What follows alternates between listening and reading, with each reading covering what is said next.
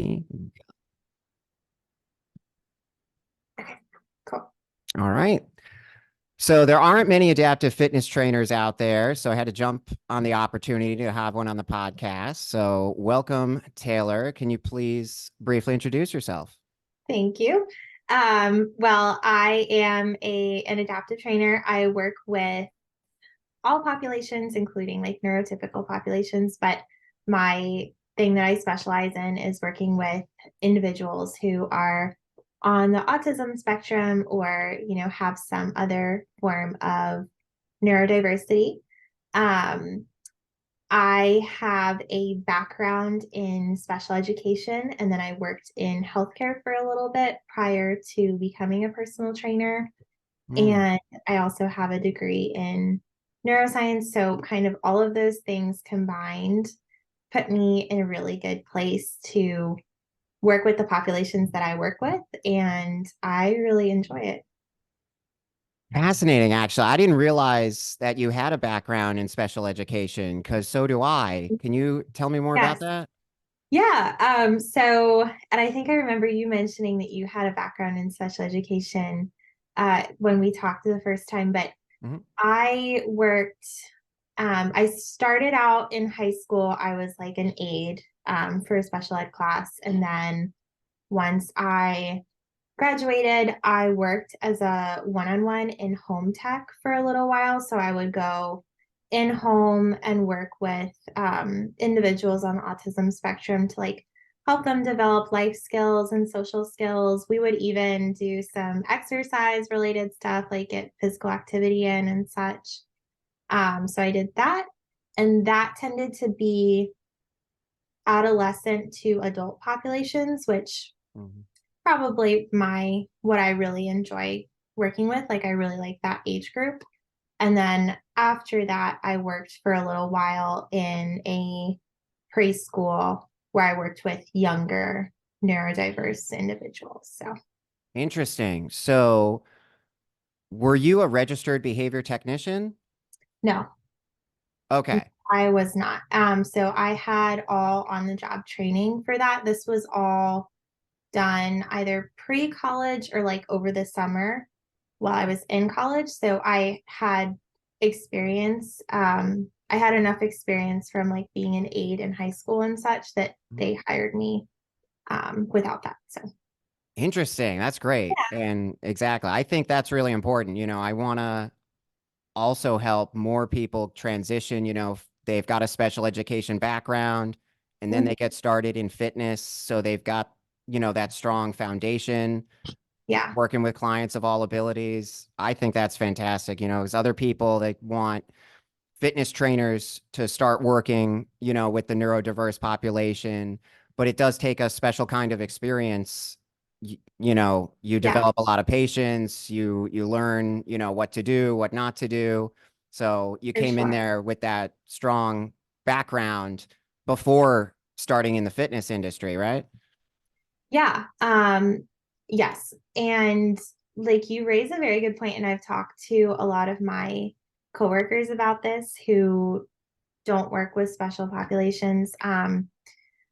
But you're totally spot on. It definitely takes it's a very different way of training. Like you go into it with different goals and different expectations.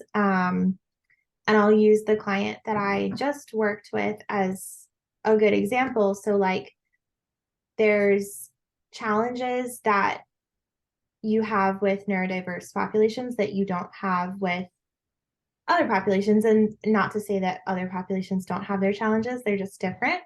But just for example, like the client that I just worked with has some issues with time management, and especially lately, like juggling his new job and such, we're having trouble getting him here on time.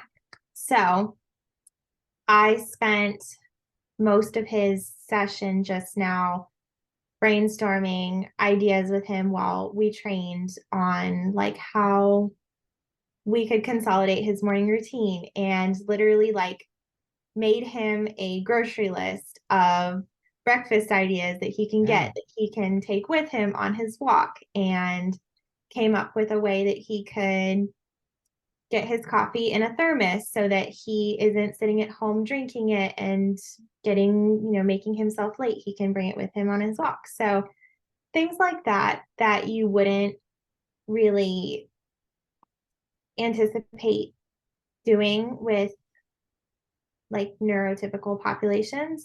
You just kind of have to take into consideration with the populations that we work with. So Right. Yeah, that's a great point, because helping them kind of plan things out, and see, like the beginning and the middle and the end and stay organized. That's definitely a big component, to, right.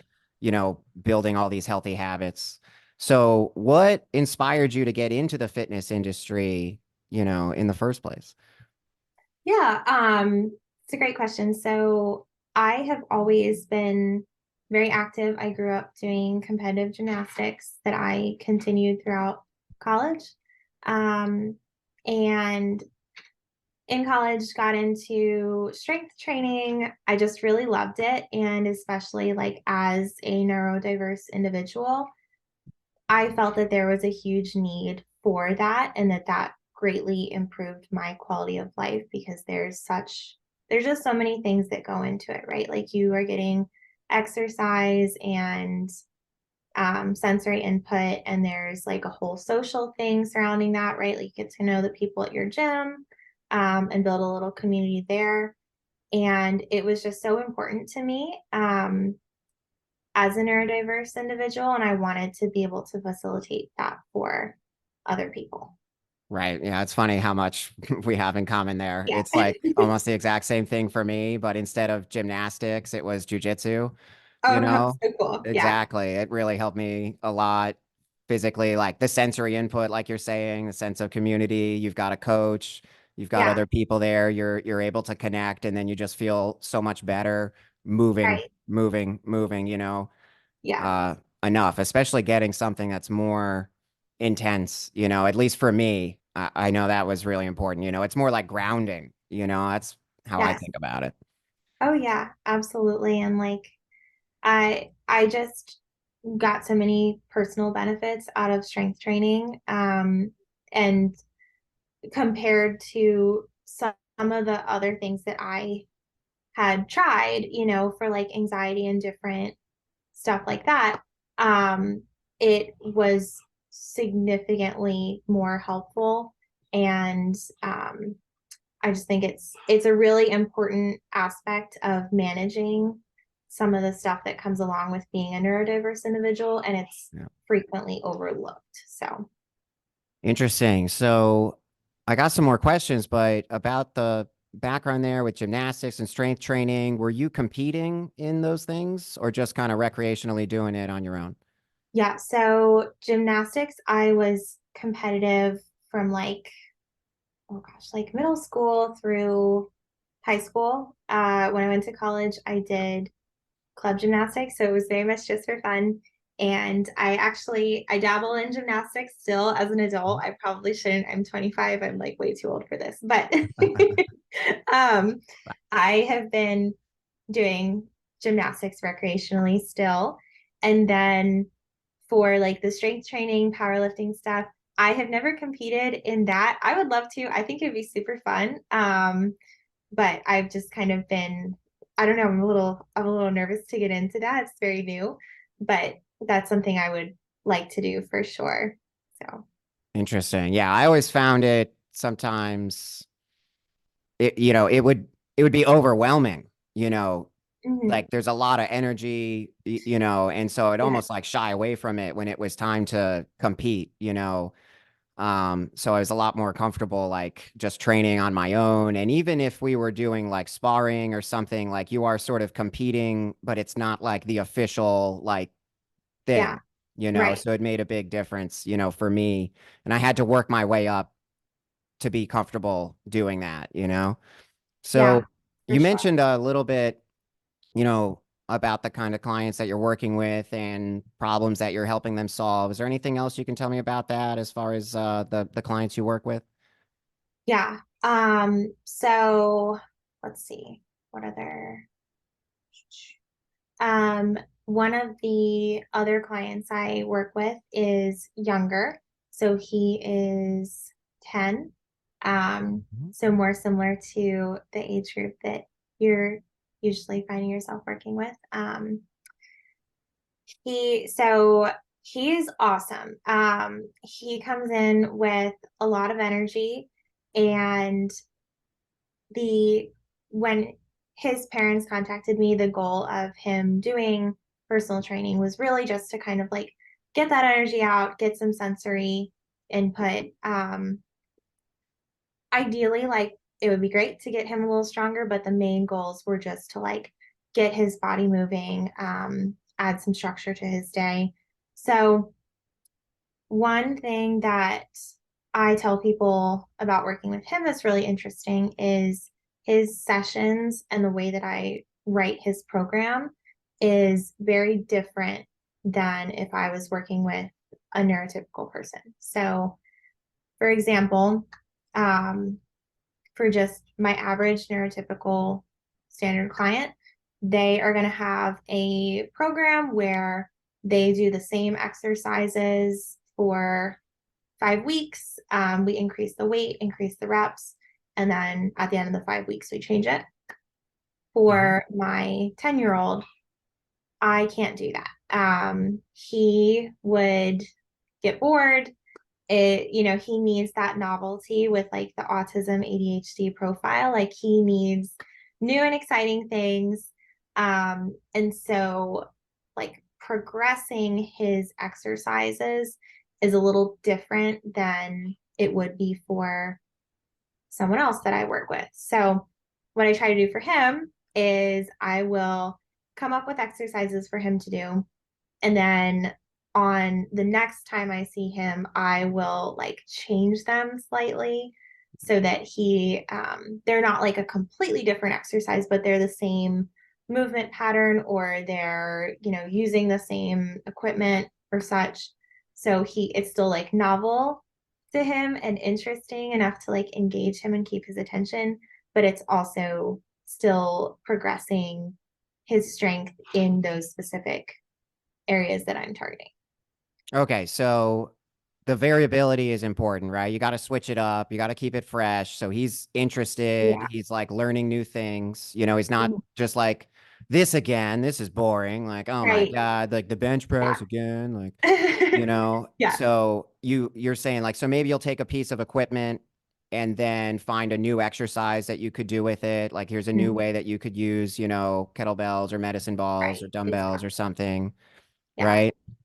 Or the other way that you're mentioning is, based on kind of like the type of movement that you're doing, right? So maybe it's like pushing, Yes. right? So you could be doing push-ups, or you could be doing the bench press, or you could be Mhm. doing like the sled push or something like that, right?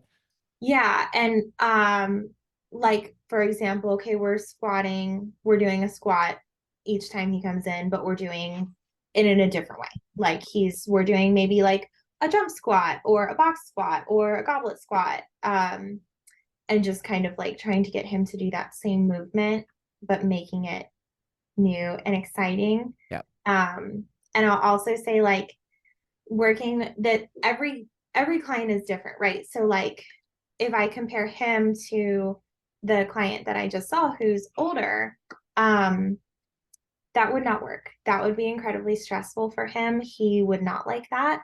I actually try to change his program less than I would for the average, like my average neurotypical client. So he'll stay on the same exercises for a longer period of time than someone else would, because Hmm. it is stressful for him to learn new exercises. And when I do change his program, I will often keep the bulk of the exercises and just filter in like a few new ones so that Yeah. it's not too like shocking to him. So, Right. Yeah. You yep. got to baby step it and kind of fade it in. That makes perfect sense. So like some kids, they got to switch it up and do all these new, different, exciting things. Other Mhm. people get stressed out by that. Right. You know, Yeah. they're just like, oh my God, I don't know. What are we doing here? Like this Yeah. again. And but they prefer more like the routine. So you Mhm. develop their workout routine, keep Yep. them doing it, you know, they're making progress. They can add more weight, do more reps, and get a progression that way. But they Yeah. want that kind of consistency and familiarity, Right. right? Yeah. So, Exactly. all right. So, how frequently would you recommend working out and having sessions? You know? Um, that's a great question. So, you know, it depends on the person.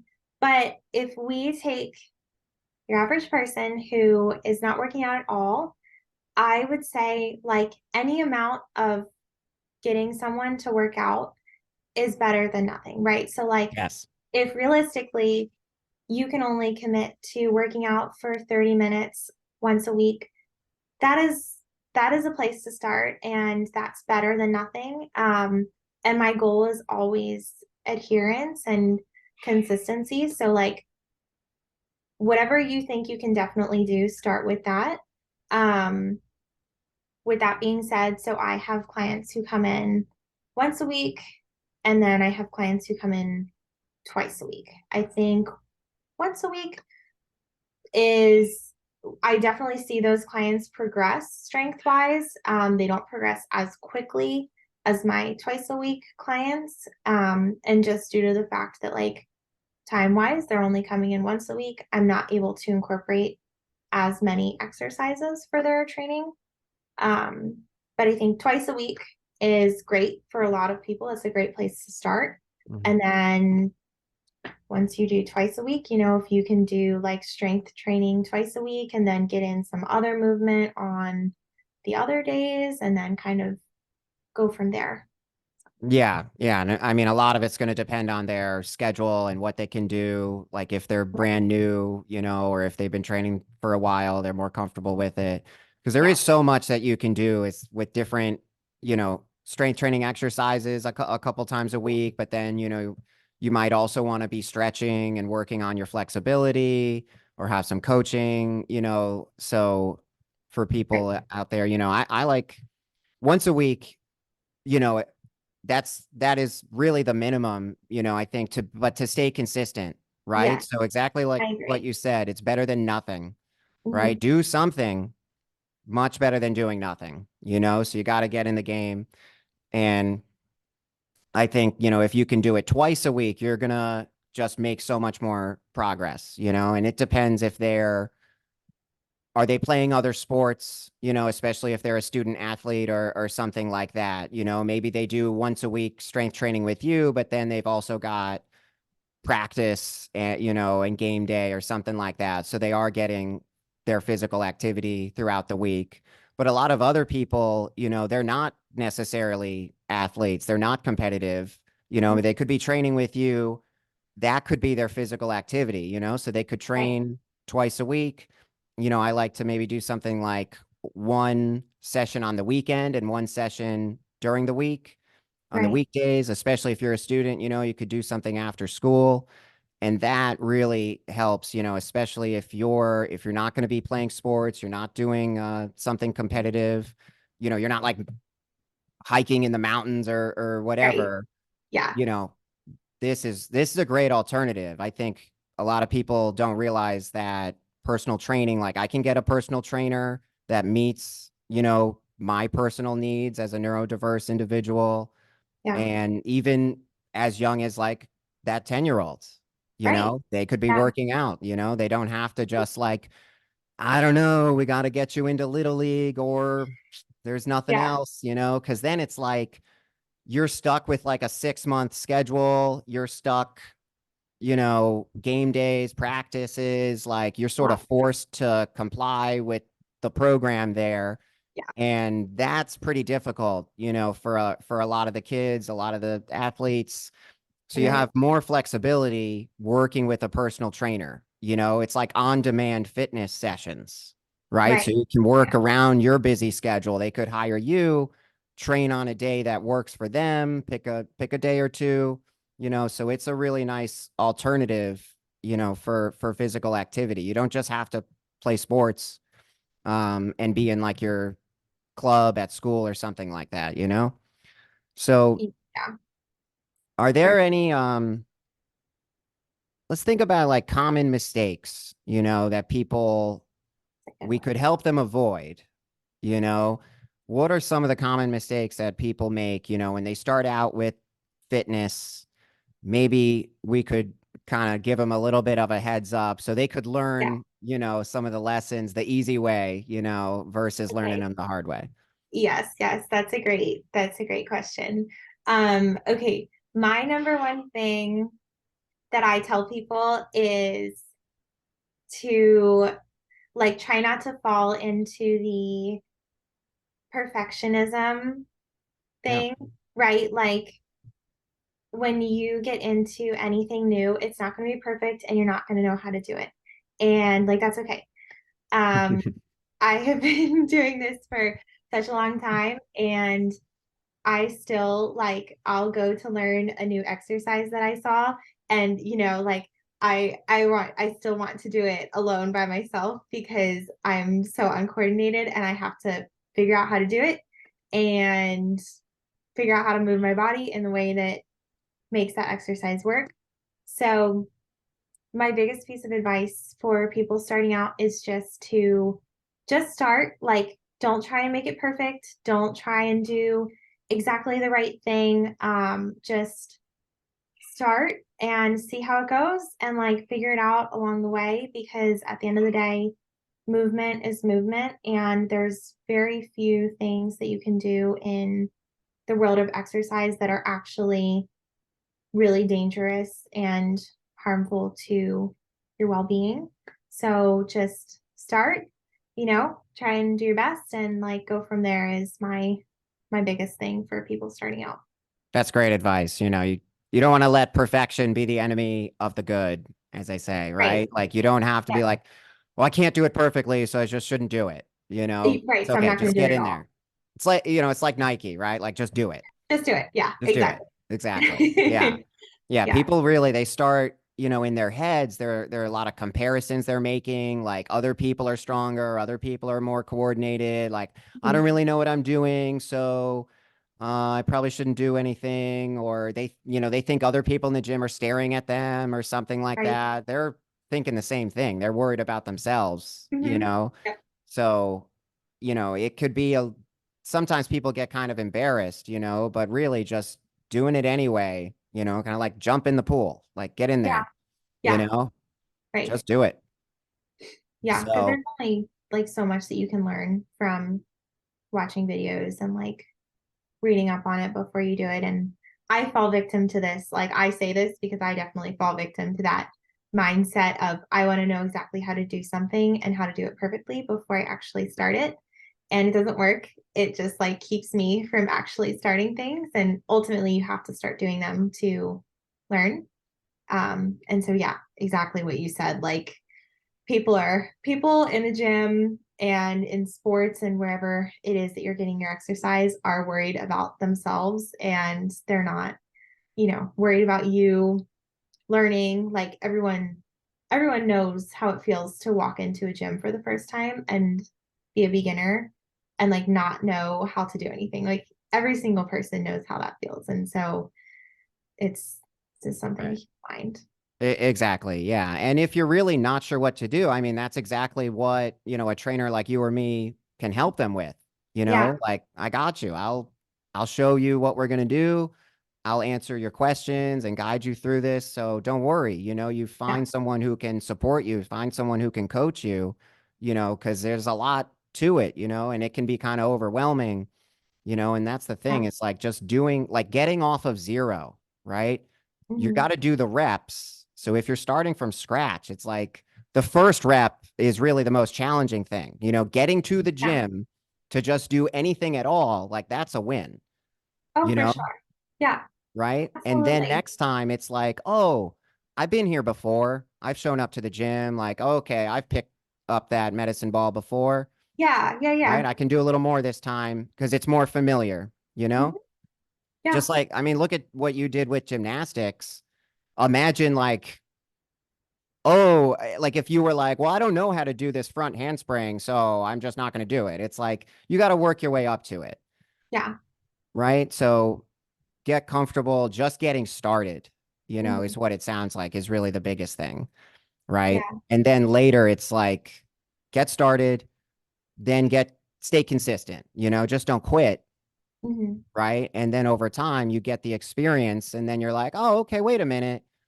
I've actually been there, done that. Like, oh, I've done a bunch of these workouts with Taylor, and Yeah. all right. Oh, I've done the squat. I've done the goblet squat. I've done the overhead squat. Like, all right. I've done Yeah. this before. Yep. So a lot of people kind of shy away from it. It's too scary, but you just gotta go for it. And if you need that extra guidance, it's like, that's what we're here for. It's a great You know? point. Yeah, it's a great point. And I think a lot of people, I don't know how many people actually consider getting a personal trainer when they're looking into getting into exercise, but it does like I mean, we know what we're doing and Mhm. we are in the business of progressing and regressing exercises so that you take people from all abilities and all experience levels in terms of exercise and get them to the place that they want to be. And I think that's a really, like you touched on that a little bit, but I think that that's a really important part of what we do and an important part of like helping people and getting them where they need to go is like we think in terms of, well, how can I make this exercise easier for this person? Like, what do I need them to be able to do before they can do this specific movement? Like, what are we starting with, and how do I meet them where they are, but also get them to where they want to be going? You know? Yeah, exactly. That's a great point. You're progressing and regressing, right? Mhm. These exercises. So maybe with an example, like, could you break down, how you would use both of those and Yeah, why? Because that is a really important point. yeah. Okay, so I'll just use the squat because I think that that's a good example. So I've had people come in all different levels. I've had people come in who can just do a standing like body weight squat. I have a 73-year-old client who I just started working with who cannot do a standing Mhm. body weight squat. He could do a box squat though. So if I take a high box and I just have him sit down on the box, he can do that and then he can stand back up. So that's an example of a regression that I'm using for him. And Mhm. then I'm going to progressively lower that box to the point where it's more challenging for him to progress that exercise. And eventually, hopefully, I'll be able to get him to do a bodyweight squat. Um, for someone who comes in and they can do a bodyweight squat and that's super easy for them, I can progress that exercise by giving them like a weight and doing goblet squats or doing barbell back squats or making the movement pattern of that exercise more challenging, like giving them a split squat or a single leg squat or something like that Yeah, to or make it put them on a Bosu or something, right? exactly. Yep. Right. Yep. So exactly, this is a really important point, right? Because people come in to the gym, and it's like, well, I can't do that. Like, I physically can't do that. And you're like, okay, that's It's fine. okay. Yeah. That is okay, right? Like, I usually think of like push-ups, right? And a lot of people I Yeah. work with, it's like they can't do the full push-up. Hmm. That's okay, right? So what are we Yeah. going to do? If you can't do it physically right now, right? We're going to break it down. So this is part of our expertise, part of our job. Yeah. Break down the exercise into something easier that you use to get started and build your way up to the full movement there.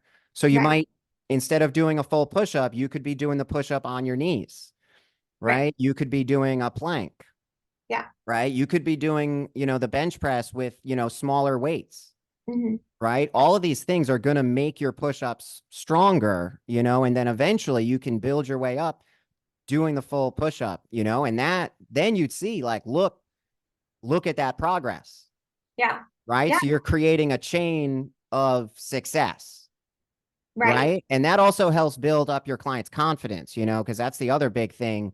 Training is not just physical, it's mental, right? So as they see, like, well, wait a second, I came in here, I started out doing like a plank on the knees, then I did a plank on the toes, or then I did knee push-ups, 10 knee push-ups, 20 knee push-ups, 30 knee push-ups, then I did the full push-up. Then I Right. did five Yeah. full push-ups, 10 full push-ups, 15 push-ups. Wait a minute, look at me. I'm clearly getting stronger, Right. right? Look at what I just did. Yeah. It's, I mean, arguably like one of the best parts of our job. Yeah. And it's like the push-up example is great. So we have racks in our gym. And so what I'll do for building push-ups is like I'll do rack elevated push-ups. So I'll take the barbell and I'll set it pretty high where they can do push-ups and do an elevated push-up. And then each time they come in, I drop it down one setting. Oh, yeah, that's great. It's awesome. And I love it because like I can definitively tell people like if you come in every week and you do these push-ups and we drop it down each week, like no matter where you're starting from, we will get you on the ground doing a push-up. And it's really cool because you can say that like if you stay consistent with this and you do this, like we can progress this to a ground push-up. Hmm. And I actually just had a client recently who got her first ground push-up after doing like a pretty high level of elevated push-ups when she first came in. And I have videos of her when she started and I Awesome. showed her and she was just like so proud of herself and Yeah. it was really cool to watch. So Right. Exactly. Yeah, I love that, and so that's a great way to build that progression, and if for anybody at home, like if you're struggling with push-ups and maybe you don't have like real gym equipment, what you're describing is something like you could be doing a push-up on like a countertop, right? You're yeah. doing a push-up at an angle, or sometimes they call it like a wall push-up. Mm-hmm. Like on And a then you can chair. just change the angle, making it a little bit lower. That will increase the level of challenge, Yeah. right? So you're able to do, start doing push-ups. You could just be doing it like get to the kitchen counter, right? Start Mm-hmm. doing push-ups on like a table or something, something solid, right? Stay Yeah. safe, Something solid. something solid, Yeah. right? But that is a fantastic way to start building up your strength and your confidence, right? Because if you just try to go in there and be like, I'm doing these full push-ups, and then you start feeling like I'm not good enough, I'm not strong enough, like I can't do this, right? Start with Yeah. something where you're successful, Right. right? Exactly. Build your way up. Like, so that's a big part of what we're doing. Where are you going to be successful? And you can take that rack machine and like ratchet, like literally, like Mm-hmm. find that right challenge level for Yeah. them. So I love that. Great answer. Yeah. So this kind of touches on it, in our last couple of questions here. Like, do you have any, about you personally, do you have any favorite gym equipment that you like to use, and why? That's a good question. Oh, there, yeah, she's thinking like, Well, let's see. Um, so right now the gym that I work at is set up, uh, it's designed to accommodate everybody, right? So it's very versatile, but it's set up as a powerlifting gym. So we have lots of racks and things. So I don't know that I have necessarily a favorite piece of equipment right now, just because we don't have a ton of machines and such.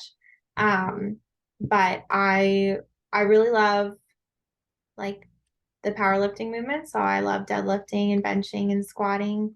Um, I just think it's really cool to be able to see your strength go up and like to see yourself progress with those movements so clearly.